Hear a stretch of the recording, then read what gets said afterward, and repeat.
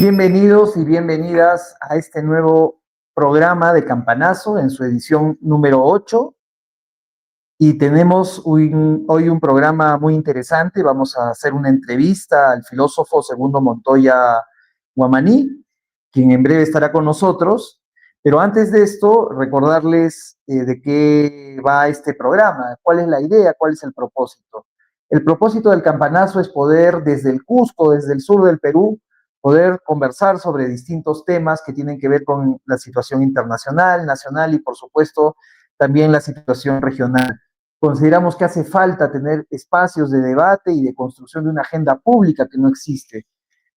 No pasamos de anécdotas o determinadas situaciones o información o de trascendidos, pero hay muy poco espacio para el debate y ojalá para construir una agenda que nos permita elevar el debate político y cultural en el Perú.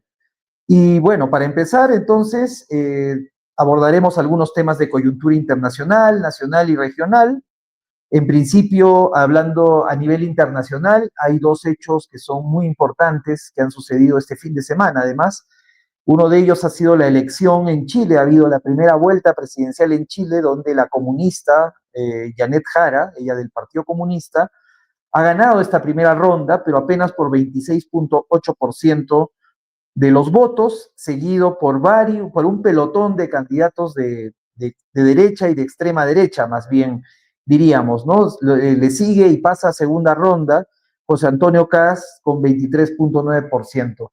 La verdad es que es una situación bien complicada para la izquierda chilena, para la democracia chilena, diríamoslo así, porque todos estos proyectos de extrema derecha pues proponen lo que siempre hacen, ¿no? Es el ataque al migrante, el punitivismo en términos legales y una serie de propuestas que en realidad lo que buscan es retrocesos en los derechos sociales, económicos de la ciudadanía. Es importante analizar, por ejemplo, que de por sí la fragmentación que también se observa en la propia derecha no necesariamente ha sido negativa, son varias opciones de derecha finalmente las que han corrido y las que han planteado un escenario en el que probablemente sea Kast el próximo presidente de Chile, con todo lo que eso implica, ¿no? En fin, esperaremos a ver qué pasa en esta segunda ronda electoral y a ver qué resultados se tienen para entonces.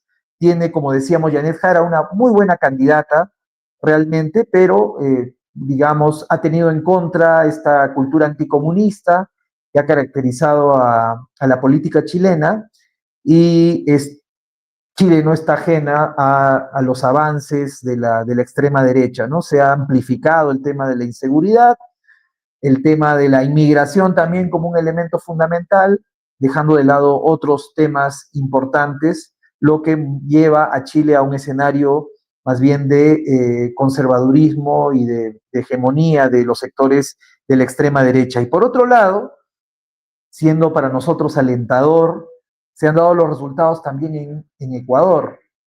En Ecuador se ha llevado a cabo una consulta popular organizada por mejor dicho, convocada por el gobierno de Noboa, ¿no? Esta consulta tenía 4 preguntas, una de ellas sobre las bases militares extranjeras en Ecuador, si es que vuelven o no vuelven las bases extranjeras, particularmente las bases militares norteamericanas. No olvidemos que en el gobierno de Correa y con la nueva constitución salieron estaba la base militar de Manta, por ejemplo, y la propaganda de la derecha lo que dice es que el problema de la inseguridad en el Ecuador en realidad tenía que ver con que no hay bases militares norteamericanas. Entonces se ha creado como esa corriente de opinión de que el problema de la inseguridad tiene que ver con la inexistencia de una base militar norteamericana, ¿no? Como si en realidad el problema no tuviera que ver con el retroceso en la inversión, en el presupuesto que tienen las fuerzas policiales, con la penetración de las dinámicas del narcotráfico en las altas esferas del poder, los vínculos que hay de los grupos de poder económico, incluso con el narcotráfico, como si esos no fueran los problemas. Se dice, ¿no?, que el problema fue que ya no hay bases militares norteamericanas. El segundo tema tiene que ver con el financiamiento de las organizaciones políticas. Asumimos que Esta pregunta busca conectar con el elector para sumar así el sí, ¿no? En la consulta, el sí que defendía el gobierno, porque obviamente para muchas personas es impopular la idea de que el Estado financia las organizaciones políticas, pero no vemos el otro lado de la financiación de las organizaciones políticas. Es que con eso se impide también que otro tipo de dinero sucio pueda penetrar también en la dinámica política electoral. El otro tema, ya lo hemos vivido en el Perú, también es la reducción de los asambleístas, ¿no? Esa era la tercera pregunta que se planteó en esta consulta popular y finalmente la convocatoria de la Asamblea Constituyente, ¿no? Allá la derecha es la que pide un cambio de constitución y se ha hecho esta consulta popular para ver si la ciudadanía estaba o no de acuerdo con la convocatoria a una Asamblea Constituyente. Esta consulta, que es un referéndum, finalmente se vuelve muy importante para el gobierno de Noboa y lo que hay que decir es que ha sido derrotada, ¿no? Ha ganado el no, más o menos por un porcentaje del 60 a 40% como promedio en todos los casos. Han sido rechazadas estas propuestas, lo que es un duro golpe, sin duda, para Noboa, ¿no? Esta consulta se ha vuelto de alguna forma plebiscitaria y es un rechazo a lo que finalmente está resultando del gobierno de Noboa, después además de un paro, de una huelga prolongada, protagonizada especialmente por los pueblos indígenas del Ecuador. Y ya entrando al tema nacional, eh, bueno, hemos tenido también este 14N, un aniversario más de lo que fue el Merinazo, ¿no es cierto? En la situación en la que perdieron la vida también algunos jóvenes, Inti Brian, y también se ha producido una marcha contra las leyes pro crimen, ¿no? Que ha sido principalmente desarrollada en Lima por la llamada generación Z, ¿no? Eh, bueno, como siempre, la represión, la policía en las universidades, no hay policías para cuidarnos del crimen, pero sí hay policías para impedir que la protesta pueda extenderse y pueda realizarse siendo un derecho constitucional el derecho a protestar. Y finalmente, como último tema, ¿no? Para hablar un poco de algunos temas regionales conectados a los temas nacionales, lo que tenemos que decir es que recientemente hay un informe que ha salido en el cual se menciona que en el gobierno, o mejor dicho, el desgobierno de Dina Boluarte, la vacunación ha caído al 60%, ¿no? Eh, Eso quiere decir que del 100% de niños menores de 4 años que debían recibir vacunas, solamente el 60% ha recibido vacunas, lo que es terrible porque han vuelto a surgir o a resurgir algunas enfermedades que se creían ya extintas, ¿no? Desaparecidas. Esta es una situación realmente terrible, es un fracaso del Estado neoliberal en poder mínimamente pues garantizar la salud de los peruanos y las peruanas. Y con esta información es importante decir que el Cusco se ubica en el puesto número 16 de cobertura. O sea, de todos los departamentos estamos en el número 16 con una cobertura de 75% de la vacunación en niños menores, en promedio en niños menores de 4 años, ¿no? Eso también debe llamarnos la atención de la situación en la que estamos en nuestra región y también otro dato importante es que en el Perú casi 8 millones de peruanos mayores de 15 años no han culminado el colegio. Eso significa que el 30%, ¿no?, de peruanos y peruanas mayores de 16 años no terminan el colegio.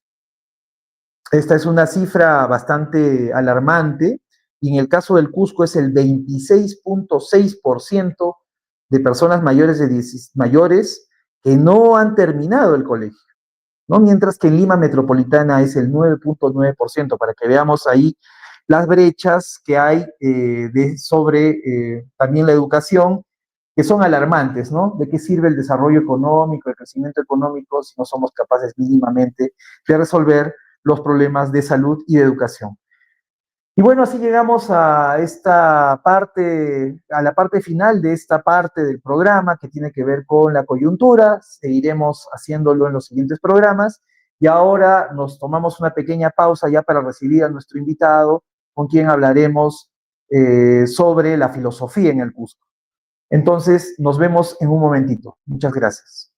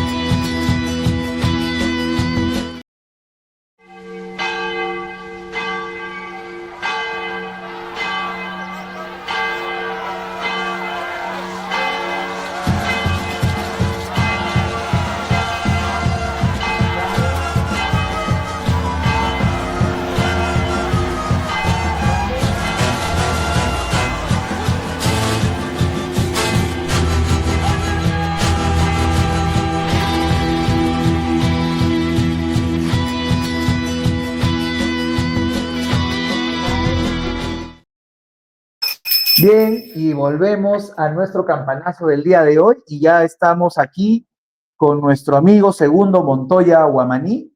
¿Qué tal, Segundo? ¿Cómo estás? Gracias por venir a ser parte de este programa que estamos impulsando aquí desde el Cusco, desde el sur, para hablar sobre distintos temas. Bueno, Segundo es filósofo, ¿no? De la Universidad Nacional Mayor de San Marcos, ha ganado varios premios por trabajos que ha llevado a cabo en la filosofía, ¿no? Que es su profesión. Él ha sido parte también de un grupo, ¿no? Pedro Zulen, allá, un grupo que, sí, hasta donde yo conozco, ha sido un grupo, pues, que, digamos, ha dejado huella, está dejando huella. Es el más ¿no? productivo. Es uno de los más productivos, ¿no? Eso Sí. creo que es importante. Y también decirles y comentarles que Segundo ahora es docente en la Universidad Nacional San Antonio Abad del Cusco, donde ya hace unos años viene funcionando nuevamente, no sé cómo es la historia de la Escuela de Filosofía. En el caso del Cusco, por lo menos cuando yo estudiaba en la universidad, no existía la Escuela de Filosofía, y recuerdo que algún profesor de filosofía me decía que deje la historia para pasarme a derecho. Pero bueno, de eso hablaremos con Segundo. Segundo, primero, por favor, presentarte, cuéntanos, Segundo, un poco de ti. Tú naciste en Lima, ¿verdad? Sí. Yo nací en Lima, en el distrito de Comas. Ya. Soy un conero, orgullosamente conero. Bueno, por circunstancias de la vida, mis padres se establecieron ahí. Mis padres son migrantes. Mi madre es de Apurímac y mi padre es de Cajamarca. Y es por eso que nací en Comas. Bueno, se trasladaron, se instalaron en ese lugar, en condiciones muy precarias. Yo, al igual que mi hermana, tengo una hermana mayor, somos los primeros profesionales los primeros profesionales. Y yo creo que este tema es algo muy significativo porque nos ha costado mucho. Es decir, yo no tengo un tío abogado o un tío ingeniero o arquitecto que sea un referente para mí, ¿no? Para comenzar, ¿no? Es decir, no tengo el privilegio que tienen otros de apoyarse en un familiar o pedirle consejos, ¿no? Eso nunca me ha pasado. Y por otro lado, tampoco tuve una biblioteca en casa. Yo comienzo a leer recién a los 13 años, 13, 14, yo comienzo a leer así de manera muy apasionada, pero antes no tuve contacto con los libros. Entonces, bueno, mi pasión por la lectura, por la investigación y ahora por la escritura, por la producción de textos, yo creo que eso me condujo a la filosofía. Ujú. Bueno, hay diferentes razones por las que me dediqué a la Claro, filosofía, sí, pues, pero bueno, más o menos fue lo que pasó, ya. ¿ya? Y si ahorita soy un poco agitado es porque he venido de Sí, dar pues, clases exacto. desde Coyana, ¿Dónde abajo. estás dictando en la Andina también? También estoy en la Ah, Andina, ok, entonces ya, vengo de Coyana, ya, salgo más o menos una hora de acá, ya, salgo a las 6. ¿No? Estudios generales, ahí no hay carrera ya, de claro. filosofía, ¿no? Es estudios generales. ¿Y cómo así llegaste a la filosofía? Tú dices que hay varias Ah, razones, sí, varias sí, sí. motivaciones, porque la filosofía no tiene muy buena fama en estos tiempos, ¿no? Para mucha gente es una Lamentablemente, carrera sí, inútil, sí, que no sí, es nada concreta. sí. ¿Cómo llegaste tú a la filosofía? No, no es rentable No es rentable, exacto. y yo he tenido estudiantes, bueno, yo me he desempeñado tanto en la enseñanza, en el colegio, en academias preuniversitarias y ahora en la universidad, ¿no? Y la verdad es que cuando un estudiante preuniversitario que está desorientado, profesor, no te consulta, no sé, me gustaría, o usted qué piensa si yo elijo la carrera de filosofía y yo los desanimo, y tengo mis razones para desanimarlos. ¿Por Ujú, qué? ujú. Porque hay muchos adolescentes y jóvenes que de pronto escuchan un profesor chistoso, gracioso en las academias preuniversitarias y de pronto se motivan con ese tipo de profesor, con ese perfil de profesor gracioso, Ujú. pero yo les digo, están equivocados. Los 5 años de carrera van a estar metidos en una biblioteca de sus casas leyendo. O sea, el trabajo filosófico es serio, es Y un poco dedicación. árido, ¿no? También, porque es un Sí, trabajo sí, solitario, claro, ¿no? Tiene un nivel de aridez, ¿no? hay espacios de diálogo, de debate, Claro, por supuesto. pero no es una carrera divertida, ¿ya? Es una carrera muy sacrificada, se requiere mucha disciplina, y creo que el estudiante confunde eso con el tipo de profesor que alguna vez escuchó en alguna academia preuniversitaria, y yo les digo, no, para comenzar no es rentable. Ujú. ¿De qué vas a vivir durante los años de la carrera? Vas a tener que trabajar y estudiar. Y lo otro es que la exigencia no solo es leer, es escribir. La lectura va de la mano con la escritura. Claro. Entonces, cuando ya me escuchan, como que dicen, ah, bueno, o sea, requiere mayor exigencia. Entonces cambian de opinión. Y yo les cuento las historias de muchos amigos, seguro me van a ver, Ujú. amigos de mi promoción, de San Marcos. Terminan la carrera de filosofía y comienzan a buscar trabajo. Yo recuerdo varios. ¿Y qué hacen? Como no encuentran, y lo único que encuentran es docencia en colegios o academias, de pronto descubren que cometieron un error. ¿Y qué hacen? Comienzan la segunda carrera en administración de empresas. ¿Qué tiene que ver la administración con la filosofía? Otros se meten a derecho. Conozco a varios que son abogados, incluso algunos son fiscales. Entonces yo digo, ¿qué hicieron? ¿Por qué invirtieron 5 años de su vida si no van a hacer carrera como pensadores o intelectuales? Mm. Finalmente, para ser abogado, yo no creo que sea indispensable ser filósofo, hacer una carrera de filosofía. Y bueno, son grandes amigos, yo Aunque los existe la respeto, filosofía del derecho y sí, todo eso, ¿no? yo los respeto, son grandes amigos, pero bueno, toman sus decisiones, ¿no? Y creo Claro, que el principal factor es el factor rentabilidad. claro, Incluso aquí en la USAC tengo estudiantes que ya están por terminar y algunos no han terminado segundo año y se están pasando derecho. claro. Varios están pasando derecho porque aquí en Cusco recién estoy tomando conciencia de que la carrera de derecho es muy rentable. Rápidamente se colocan ¿no? como jueces, fiscales, de Claro. pronto, y siendo tan jóvenes. Es el Estado, ¿no? El que absorbe, digamos, este tipo Claro, de... pero los absorbe porque también hay una suerte de, digamos, no quiero usar la palabra mafia, pero hay redes, hay Ujú. contactos, Claro. y fácilmente te colocas sin mucha experiencia y conocimiento, y ya eres fiscal y eres juez, siendo tan joven. Mm. Algo que en Lima es muy peleado, ¿no? Ahí Claro. es, imagínate, lograr ingresar al Poder Judicial. Entonces, eso he notado.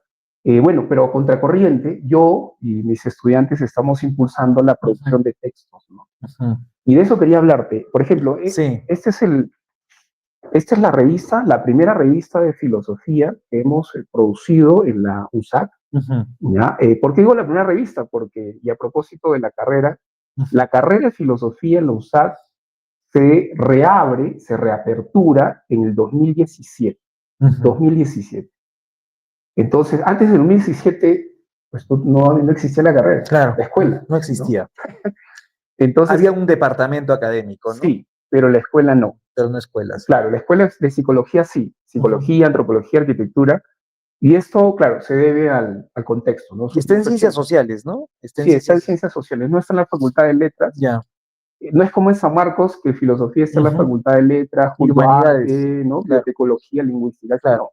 La única carrera de letras es la carrera de filosofía. Todas las otras son de ciencias sociales y psicología es una carrera de ciencias de la salud. Curiosamente está dentro de ciencias sociales. Ah, sí. Sí. Ah, mira. Entonces, cuando yo llego recién aquí a Cusco, me traslado ya, ahora vivo en Cusco, en abril, lo primero que hago es hacer una especie de diagnóstico. ¿Cuál es la situación de la escuela?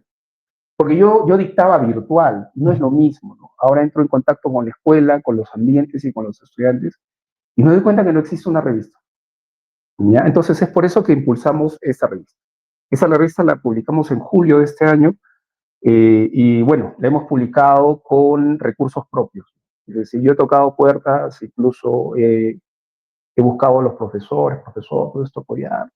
Y bueno, la verdad es que nadie apoyó esta revista. Al final, nadie apostó por ella. Y entonces tuve, incluso como yo era contratado, la universidad no te puede brindar un fondo, un apoyo, claro. porque eres contratado. Ya. Cuando ya quieres el régimen de nombrado, pues sí, ahí puedes postular. Claro, ¿no? hay fondos a los cuales entonces postular, claro. esta revista la sacamos con recursos propios, nos prestamos dinero, yo me tuve que endeudar, sacamos 500 ejemplares, nos ha costado como 2.000 soles, ¿no? Entonces, bueno, lo logramos, lo sacamos, Claro. lo publicamos, y no solo eso, sino que lo llevamos a San Marcos en Lima, la CONAFIL, el Congreso Nacional de Filosofía. Lo presentamos en ese congreso porque esa fue la promesa para mis estudiantes, ¿no? Los autores son, en este primer número, estudiantes de filosofía, tanto de la USAC como de San Marcos. Invité también estudiantes de San Marcos, egresados. También invité a profesores de otros países, de Panamá, profesores de Chile. Como digamos, hay un circuito académico a nivel nacional, internacional. Entonces ellos también colaboraron con este primer número.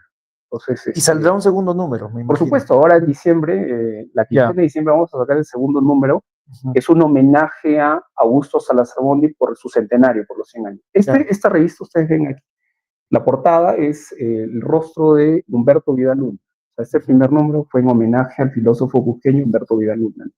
Y bueno, es el comienzo de una serie de homenajes, creo yo. Estamos en varios centenarios, en realidad, ¿no? Sí, el centenario de la... Desde Mariátegui, Salazar Bondi, Mariátegui por los libros que escribió, ¿no? La escena contemporánea, la historia de la crisis mundial, Salazar Bondi. Sí, en fin, también, ¿no? Y la Feria del Libro ahora internacional aquí en Cusco en homenaje a Humberto Vidal-Luna. Claro. Bueno, yo no creo que sea una mera coincidencia. Yo creo que ya se están tomando conciencia de la importancia que tiene este filósofo cusqueño. Sobre eso quería también conversar contigo, ¿no? El Cusco en realidad tuvo una generación brillante a inicios del siglo XX, las primeras décadas, digamos, ¿no? Sí. Toda una generación que, como se conversaba el otro día en el conversatorio, en la Feria del Libro, claro. Fue una generación muy productiva, ¿no? Fue un cambio de la universidad. Tal vez la primera reforma universitaria se da en el Cusco en 1908, sí, hasta antes de Córdoba. Antes de Córdoba, que fue en 1918, creo aproximadamente, y ese que este rector norteamericano fue clave en esta reforma de la universidad, que pasó pues de esta universidad medio escolástica a una universidad que más bien lo que buscaba era entender la realidad, estudiarla, investigarla, claro. donde las corrientes indigenistas entran con mucha fuerza, pero esta generación ha sido como medio olvidada, quedó en los nombres de las calles, queda como un recuerdo el nombre de los colegios, pero no se llega a entender la impronta que ha tenido, ¿no? Yo pienso en Uriel García, por ejemplo, todo lo que plantea sobre el nuevo indio, que me parece muy interesante, y el mismo, ¿no? Humberto Vidal-Luna, que también tiene todo un trabajo filosófico importante. ¿Qué nos puedes contar de esta especie de redescubrimiento, de este encuentro, ¿no? Con este pensador, y cómo los estudiantes también ven a este pensador? ¿Qué cosa puede aportar además a la filosofía en el Perú, Humberto Vidal-Luna? Bueno, yo creo que eso tiene que ver con el proyecto que yo estoy desarrollando, impulsando desde que llegué. Entonces, desde que llegué, bueno, he estado muy inquieto. Yo soy un académico muy inquieto, muy apasionado. Yo no puedo estar tranquilo sin hacer nada. Entonces tengo que estar leyendo, investigando, revisando por aquí y por allá, trabajando algo, ¿ya? Y es algo que, bueno, los profesores han notado y los estudiantes, ¿no? Es decir, el profesor Montoya no solo está dictando la clase, sino que ya está con un proyecto editorial, nos está convocando, está haciendo lo otro. Y ustedes tienen un círculo de estudios, sí, además, ¿no? Que se llama Humberto Vidalunda. Humberto Vidalunda en su homenaje. Entonces, lo que hicimos fue primero plantear el nombre de la revista, porque es muy significativo, muy sintomático el nombre de la revista. Richarillo de Conate significa despertar la mente, la conciencia, la memoria. Y eso es lo que estamos haciendo. Estamos despertando Y es la para eso que memoria, sirve la por filosofía, supuesto. porque tú en tu primera parte dijiste, muchachos, por si acaso, tengan cuidado lo que se están metiendo cuando hacen filosofía, pero eso es importante Claro, ahora, cómo despertamos la mente, la conciencia, exacto, ¿no? el pensamiento El pensamiento crítico. crítico. Y la tarea ahora es repensar la tradición filosofía cusqueña. ¿Ya? Entonces, porque es algo que yo hago en Lima con autores como Mariátegui, entre otros, Aníbal Quijano, pero ya estoy acá, ¿no? Entonces, dictando un curso de pensamiento aquí en la USAC, pensamiento latinoamericano, y un taller de pensamiento crítico, ¿cómo se llamaba? Entonces yo le digo, a ver chicos, a ver, hay filósofos cusqueños contemporáneos, o sea, del siglo XX, ¿quiénes son? ¿Quiénes son las figuras intelectuales, los referentes? Y los estudiantes decían, no, no sabemos, no hay. Es decir, se remontaban al siglo XVII y XVIII, ¿no? Cita Garcilaso o yo que sé, algún otro. O citaban a historiadores o sociólogos o antropólogos, ¿no? Uriel, Valcárcel, entre otros. Pero filósofos de carrera, de Claro. profesión, no, no tenían la menor idea. Entonces yo también me generó la curiosidad y dije, ¿qué? A ver, espérense, vamos a investigar. Entonces yo consulto en mi biblioteca la obra de Salazar Bondi, Historia de las ideas del Perú contemporáneo en 1965, y encuentro una referencia. Esa referencia fue muy reveladora, ¿no? Para mí, porque ahí aparece el nombre de Humberto Vidalunda. Humberto Vidalunda citado por Salazar Bondi. Y entonces dije, ¿qué? No puede ser. La USAC aparece ahí. Salazar habla de la Universidad San Antonio de Cusco, de los filósofos cusqueños. Y ese es el primer punto de partida de esta investigación. O sea, todo comenzó con la referencia bibliográfica de Augusto Salazar Bondi. Y con esa referencia, yo estaba en Lima, dictando virtual. Entonces, llego en abril, llego con mi maletín, porque no sabía dónde iba a vivir, no tenía alojamiento. Primero vine solo, luego después vine con la familia, ya traje a la familia. Andaba con el maletincito, entraba a una clase, salía, y estuve así 2 o 3 días, ¿ya? Entonces, de pronto, pregunto, ¿no? ¿Alguien aquí está interesado en Humberto Vidalunda? ¿Alguien tiene la menor idea quién fue? No, profesor, lo único que sabemos es el creador del Inti Raymi, nada más. Eso es todo. Historiador, pero filósofo no es. Nadie, incluyendo a los profesores. Entonces, ¿qué no puede ser? Así que contactamos a un joven bachiller, me dijeron un tal Jesús Galdós Gamarra, y de inmediato consígueme el número. Y lo conseguí, lo llamé. Al día siguiente nos reunimos, conversamos. Yo le dije, ¿sabes qué? Vamos a sacar un libro, proyecto editorial. ¿Qué? Y el jovencito no tenía la menor idea, un libro. Si yo estoy haciendo recién mi tesis, profesor, todavía no la acabo, estoy avanzando poco a poco. Así comenzó todo, ¿ya? Y comenzamos a trabajar. Fuimos a la biblioteca municipal y comenzamos a digitalizar los textos de Humberto Vidal, porque no están en internet, no las encuentran. Claro. Lo primero que hacer es digitalizar y luego ya comenzamos a hacer la transcripción y la interpretación. Ese es otro trabajo ya, interpretar el pensamiento de Vidal. La obra de Vidal. Ya, eso es lo que hemos hecho, lo que comenzamos a hacer. Claro, interesante. ¿No? ¿Y qué otros filósofos, por ejemplo, conoces que podemos... Ahora, claro, hablar de filosofía, hay varias entradas también para la filosofía, ¿no? Ahora hay mucha presencia de esto que se denomina filosofía andina, hay una búsqueda de una filosofía andina, de una cosmovisión propia, de una epistemología propia, ¿no? ¿Cómo ves esto, por ejemplo, en diálogo con lo que estamos encontrando con estos filósofos como Humberto Vidalunda, por ejemplo, ¿no? ¿Hay solvencia en esta otra, o no hemos logrado todavía? No, yo creo que aquí en Cusco, Sí. Los intelectuales cusqueños se han anticipado a los intelectuales limeños en muchas cosas. Para comenzar, por ejemplo, para citarte dos casos. A ver. Salazar Bondi, en Lima, él publica este libro en el año 68. Existe una filosofía de nuestra América. 68. Ya. Humberto Viedalunda redacta un ensayo en el 52, planteándose la misma pregunta. En el 52, aquí en Cusco, los años 50. Claro, una generación brillante. Un ensayo hacia una filosofía latinoamericana. Y entonces, cuando leo ese es uno de los textos más potentes que tiene Humberto Viedalunda, pero es del 52. Entonces, Viedalunda ya tenía contacto con los mexicanos, había ido a México, a la UNAM, había participó en un congreso, y también fue a San Marcos, participaba de congresos. O sea, él estaba muy conectado con la red de intelectuales en Lima y fuera de Lima.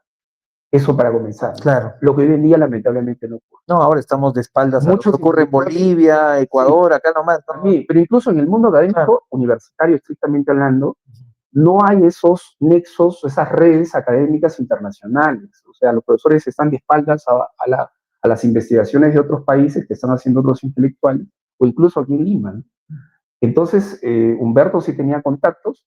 Y el otro caso, que también me pareció muy, muy significativo, es que antes de que se hablara de filosofía andina, filosofía inca, Joseph Esterman o Víctor Mas, incluso Zenón de Paz, Humberto Viedalunda organiza un coloquio de cultura y filosofía inca.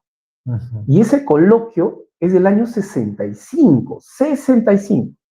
Este debate, esta preocupación y debate ahora de filosofía andina es reciente. Es de fines de los 90, inicios del 2000. Entonces, Humberto Viedalunda convocó en el año 65 a varios intelectuales, y además la convocatoria y el coloquio fue interdisciplinario. O sea, convocó médicos, arqueólogos, historiadores, lingüistas. No eran solo filósofos discutiendo sobre filosofía inca o filosofía andina. Entonces, ese coloquio se publicó en formato de libro y está aquí. O sea, aquí está. Lo han incorporado. Sí, hemos incorporado en el anexo el coloquio. Ya, es un documento valioso, porque no se tenía ese antecedente, o al menos muchos no ubicaban, no tenían rastreo ese antecedente. Y yo creo que ahora para discutir en Lima sobre filosofía andina habría que revisar ese texto, ese coloquio, qué fue lo que se planteó y se discutió. Y eso es muy interesante. Incluso el debate, el coloquio es interregional, porque invitaron intelectuales de la UNSA, de la Arequipa. O sea, vinieron también académicos de allá. ¿Y tú crees que los temas que plantean tienen mucho que decirnos ahora? Hay una, o sea, más allá, digamos, de la recuperación de este asombro que encontramos en que es alguien como Humberto Viedalunda ya muy anticipadamente, digamos, estaba en algunos debates que muchas veces recién estamos ahora, pero son vigentes, actuales, hay cosas que nos pueden decir, un poco como lo que pasa con Mariátegui, ¿no? Que realmente parece que estamos viviendo épocas similares, ¿no? Hay preguntas similares y nos da pistas de alguna forma sobre nuestra contemporaneidad, sobre nuestro presente, ¿no? Humberto Viedalunda y estos pensadores nos pueden dar también algunas claves que nos permitan desarrollar tal vez algunos derroteros de pensamiento propio en el Cusco, por ejemplo. Yo creo que podemos encontrar herramientas conceptuales para pensar mucho de nuestros problemas culturales, políticos, sociales, incluyendo los filosóficos en el mundo universitario, ¿no? Algo que, por ejemplo, cuando yo comencé a leer los textos, estaba muy ansioso con leerlos, porque Jesús me dijo, sí, ya los leí, pero ¿qué has encontrado? ¿Hay una teoría filosófica? ¿Hay categorías o conceptos que le haya formulado? ¿O simplemente son textos monográficos donde dice lo que el otro dice? Claro. Entonces, yo sí estaba muy ansioso y comencé a leer. Y mi primera lectura fue un poco decepcionante. Creo que leí muy rápido o intenté buscar una teoría y no la encontré. Mi segunda, mi tercera lectura ya fue más reveladora. De pronto dije, no, acá hay algo muy interesante que no me había percatado en la primera lectura.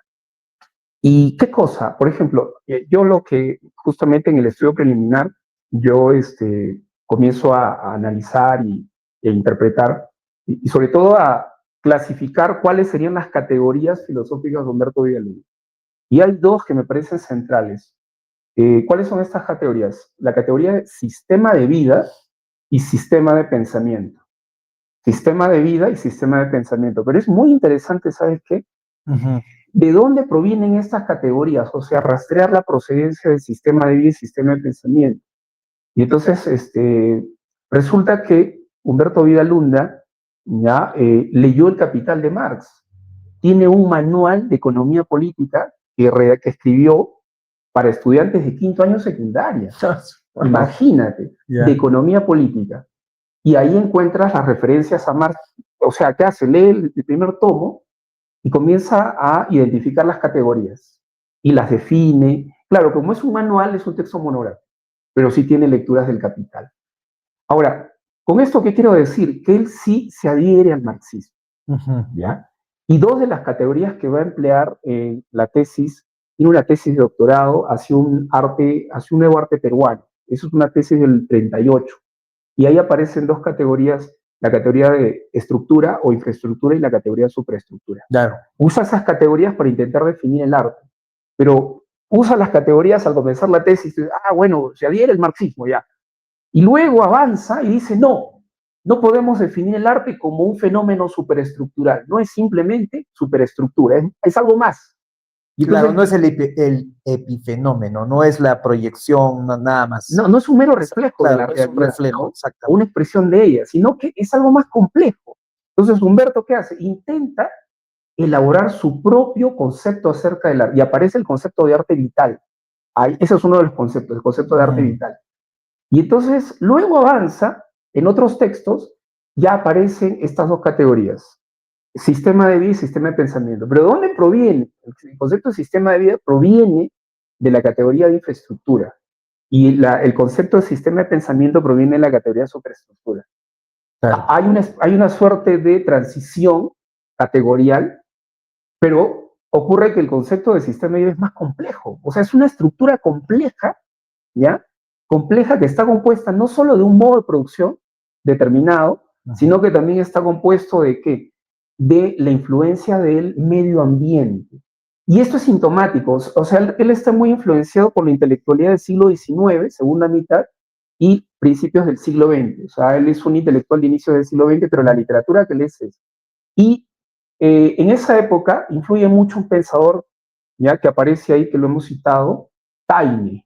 ¿Ya? Acá aparece un pensador, y él es un representante, algo así como de esto que podríamos llamar una suerte de concepción fisicalista o naturalista, un naturalismo causalista. O sea, la naturaleza determina ciertos procesos sociales, culturales y artísticos. Y él recoge esa influencia, entonces él habla de las geas. Las geas, o sea, la geografía influye mucho sobre el individuo, lo configura, lo moldea. Incluso podría moldear hasta su sensibilidad. Hay mucho de eso, ¿ya? ¿No? En los pensadores cusqueños, sí. ¿No? O sea, cuánto, por ejemplo, cuando Uriel García reflexiona sobre lo que significa ser indio, también es el ande lo que marca, no importa, sí, incluso claro, lo étnico, claro. O sea, puede un extranjero, alguien que viene al Cusco o a los Andes, puede volverse un hombre andino. De alguna manera, ¿no? O sea... Sí, yo me estoy cusqueñizando. A propósito, me estoy cusqueñizando. Estoy en un proceso de adaptación. Claro.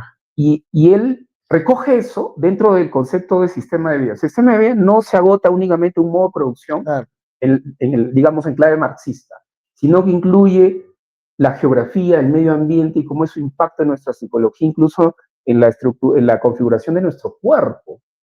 Y a eso le agrega las costumbres, el imaginario cultural, y agrega otros elementos, de tal manera que el sistema de vida es un concepto muy complejo. Claro. ¿Ya? No es económico. No, como los reduccionistas del marxismo. Ya, ahí justamente Humberto va más allá. Claro. Y el sistema de pensamiento no es un mero reflejo. Por momentos utiliza la expresión reflejo, porque también está influenciado por la literatura, el marxismo soviético. O sea, claro, no lo vamos a negar. Claro. Cita a Lunacharsky, cita a otros pensadores, pero siempre hay el esfuerzo de Humberto por ir más allá, o sea, por ensayar sus propias ideas. Y eso es algo rescatable. ¿Por qué? Porque se ha perdido. Ahora nuestros intelectuales son meros, yo diría, no sé, glosadores de lo que dijo el autor. Te hacen un resumen, un buen resumen, bien escrito. Yo me pregunto, a ver, ¿en qué momento discuten con las categorías del autor? ¿O en qué momento van más allá y se atreven a formular sus propias categorías? Claro. ¿no? O plantear interpretaciones, y eso ya no abunda. Tú revisas las tesis de licenciatura, de maestría, hasta de doctorado, y son monografías muy básicas, no llegan a ese nivel. Entonces, a mí, yo quedo impresionado, fascinado con Humberto por el esfuerzo que hace, ya el esfuerzo que hace Humberto, el esfuerzo intelectual, pero ojo, no solo es un intelectual, él es un hombre multifacético. Él fue un promotor cultural, o sea, así como tú diriges un podcast acá, él tenía un programa radial que se llama La Hora del Charango, en la noche, los lunes, 8 de la noche, en la Plaza de Armas, colocaban un altoparlante y la comunidad se acercaba a escucharlo. Entonces, él también no solo hacía su trabajo dentro de la universidad, fuera de la universidad. Claro. Ha creado muchos centros culturales y artísticos aquí en Cusco.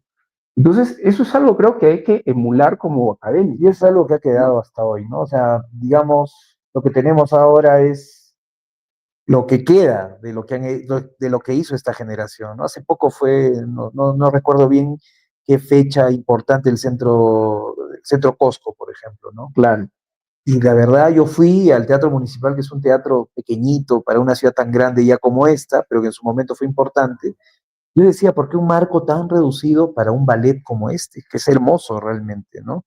¿Y esto de dónde viene? Viene de toda esa generación. Sí, viene de esa generación. Claro, y alguien que trató, no sé, de rescatar algo de eso fue pues alguien como Daniel Estrada. Bueno, segundo, el tiempo es breve, sí, corto, sin embargo, yo te pediría, no sé, unas palabras finales de por qué estudiar filosofía en el Cusco sí, ¿no? Pero, ¿qué aporta la filosofía para un cusqueño, por ejemplo? Hay un tema identitario, nos muestra que nosotros no hemos estado a la altura de reflexionar el mundo, podemos pensar el mundo desde aquí, además con nuestros propios términos, de nuestra propia realidad. Pero ¿qué más, no? O sea, ¿qué está en juego ahora en la filosofía y cómo desde el Cusco podemos pensar la filosofía, ¿no? En la actualidad, ¿no? Hay una serie de transformaciones a nivel global, el ser humano, ¿qué es el ser humano? Con estos cambios tecnológicos, en fin, lo que decías, ¿no? De la naturaleza, ahora ha cobrado una importancia muy grande, estamos destruyendo el planeta, claro. Entonces, ¿qué cosa por qué sería fundamental, digamos, esta escuela, esta apuesta por la filosofía? ¿Qué nos podrías decir? Bueno, en este momento yo tengo una suerte es parte de mi programa de investigación y de activismo intelectual, cultural, ¿no? Es descentrar la filosofía de Lima. La la filosofía académica universal está centralizada en San Marcos y en Católica. La USAC no figura en el radio, en el mundo académico, no es un referente, ¿ya? Lo mismo ocurre con otras universidades de provincia. Entonces, nosotros tenemos un proyecto, algo así como que de crear un movimiento sureño, de filosofía sureña, todo el sur, o sea, incluso con universidades del Altiplano, de la UNSA, la Arequipa, etcétera, ¿no? Y entonces estamos comenzando con estos proyectos editoriales, revistas, libros, etcétera. Ahora, pero también tenemos una responsabilidad con la sociedad, tenemos un compromiso, tenemos algo que decir, ¿no? Eso sí, yo reconozco que también tenemos un rol, un papel importante. Y yo creo que ahí la filosofía me parece que nos permite estar en alerta, siempre en vigilancia frente a ciertos discursos de derecha que ahora han cobrado hegemonía, ¿no? Hay que estar alertas porque incluso hay intelectuales que se camuflan y de pronto tú no sabes cuáles son las posiciones ideológicas y políticas que tienen. Y aquí en Cusco, lo que he notado, no quiero generalizar, pero hay cierto conservadurismo en lo social y en lo moral. Y el discurso de derecha puede resultar muy atractivo. Puede conectar. Eso que incluso ha sido medio antisistema, puede terminar como ocurre con la extrema derecha también, ¿no? Que se pinta de antisistema y a la hora de la hora se vuelve muy funcional. Claro, y puedes captar y seducir a muchos adolescentes y jóvenes que están con eso, ¿no? Que buscan certidumbre. Sí, buscan seguridad, certeza y dicen, bueno, ante estos movimientos que están surgiendo, ¿no? Claro. De las minorías, y entonces he notado en mis estudiantes rechazo, ¿no? Ellos tienen otra mentalidad y aquí entonces dije, wow. Pero además se plantea que eso es propio de lo andino, cosa que es bien cuestionable, ya, eso también bien discutible. Es muy discutible. Eso o sea, hay un conservadurismo que se plantea como lo andino y que no necesariamente lo era. Creo que nuestros ancestros, por ejemplo, y se apela además a cómo era el mundo prehispánico, ¿no? Y el mundo prehispánico era mucho más rico y diverso de lo que después la religión cristiana católica nos impuso, digamos, ¿no?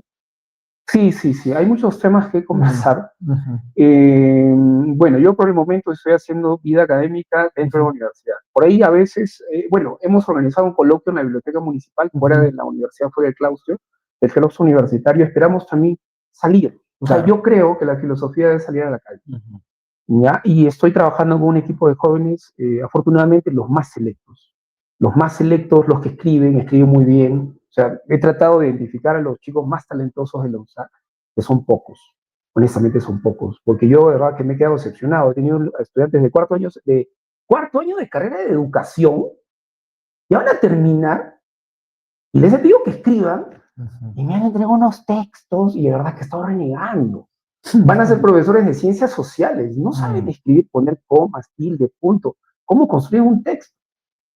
Y lo mismo ha pasado en la carrera de filosofía. Van a terminar con quinto año la carrera y también les he observado eso y los chicos se han incomodado. ¿Por qué? Porque como creen que ya están en la carrera, ya están por terminar, claro, ya no, soberbios. sí, Qué no hay nada soberbia, que aprender. qué soberbia de estos muchachos. Increíble.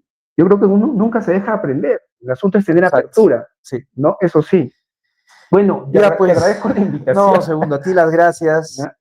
Ya seguramente tendremos la ocasión de hablar Claro, claro, más, seguro, es de seguro. promover además tu trabajo, nos parece tan importante, ¿no? Y poder discutir de la filosofía, del Cusco, ¿no? De estos pensadores tan importantes y que Claro, requieren de un reconocimiento en el sentido de reconocerlos, volvernos a encontrar con ellos, claro.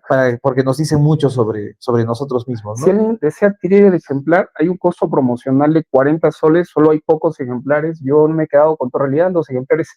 Hemos tenido varios auspiciadores, así que ellos se han quedado Ah, con los claro, ejemplares, nosotros hemos algunos. Si alguien está interesado, se comunica antes que se agoten, ¿no? Porque el precio es un texto de más de 400 páginas en papel avena, es calidad. ¿Eh? Esto, ¿quién lo ha sacado?